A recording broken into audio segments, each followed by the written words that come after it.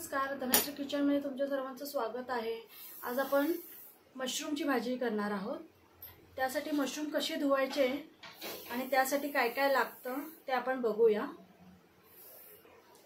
इथे मी मशरूम घेतले, हे मी 4 पाण्यात चांगले धुतले, त्याच्यावरची सगळी माती गेली। तरी पण आपण ह्याच्यावर मैदा हे करायचं आहे किंवा तुम्ही गव्हाचं पीठ पण घेतलं तर चालेल। आणि हे असं चांगलं चोळायचं आहे। चोळून मग ते चांगले 2 पाण्यामध्ये स्वच्छ धुवून घ्यायचे। चांगले मी मैद्यामध्ये चोळून घेतलेले आहेत। आता आपण ते धुवूया 2 पाण्यात चांगले। बघू शकता इथे मी मशरूम 2 पाण्यामध्ये चांगले धुतलेले आहेत। आता आपण ह्याचे तुकडे करूयात। एकदम मोठा मशरूम असेल तर त्याचे 4 करायचे आणि एकदम बारीक असेल तर त्याचे 2च करायचे, कारण मग भाजी केली की ती एकदम बारीक होतात। अशा प्रकारे मी करून घेते सगळे मशरूम। ह्याच्यामध्ये आपण आता हळद आणि लाल तिखट लावून घेऊया।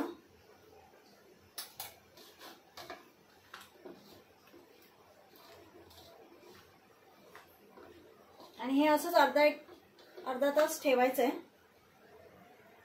इथे थोडं तेल घेतलंय, थोडं बटर घेऊया आणि हे जे मॅरिनेट केलेलं होतं हे आपण याच्यामध्ये जरा भाजून घेणार आहोत।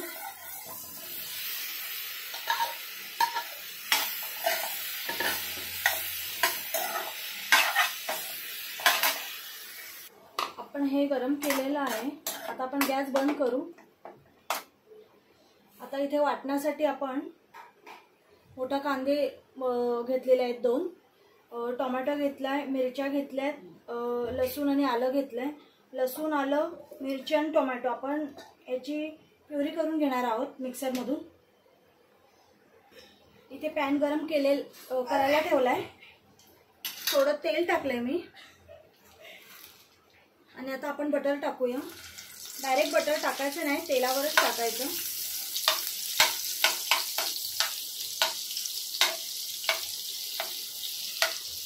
आता आपण कांदा टाकून घेऊया। कांदा चांगला लाल करायचा आहे। आता आपण इथे मसाले घेतलेत। काश्मीरी लाल आहे, जिरा पावडर आहे, धना पावडर आहे, लाल तिखट आहे, हळद आहे आणि आम्ही गरम मसाला घेतलाय।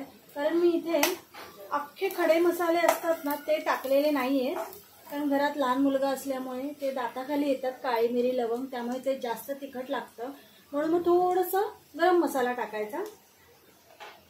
हे मसाले आपण सगळे टाकू।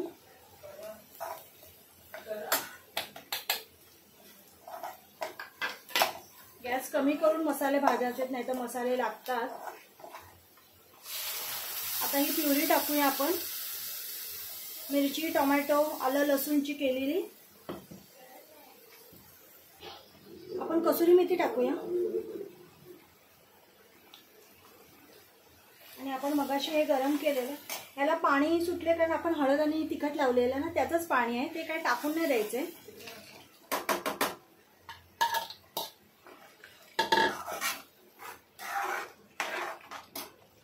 इथे आपण आता कोथिंबीर टाकणार आहे।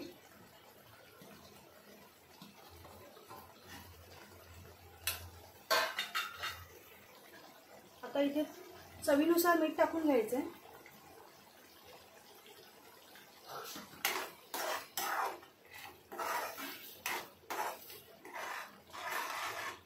बघू शकता भाजीचा कलर पण इतका सुंदर आलाय। आणि मी वरून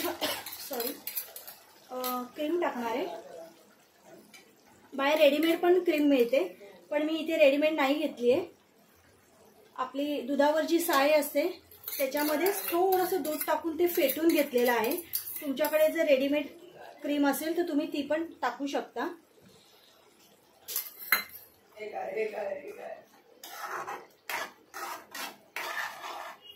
अशा प्रकारे मशरूमची भाजी झालेली आहे। नक्की करून बघा आणि मला कमेंटमध्ये सांगा की तुम्हाला कशी वाटली। रेसिपी आवडली असेल तर नक्की लाईक, शेअर आणि सबस्क्राईब करा। मस्त खा आणि स्वस्त राहा। बाय।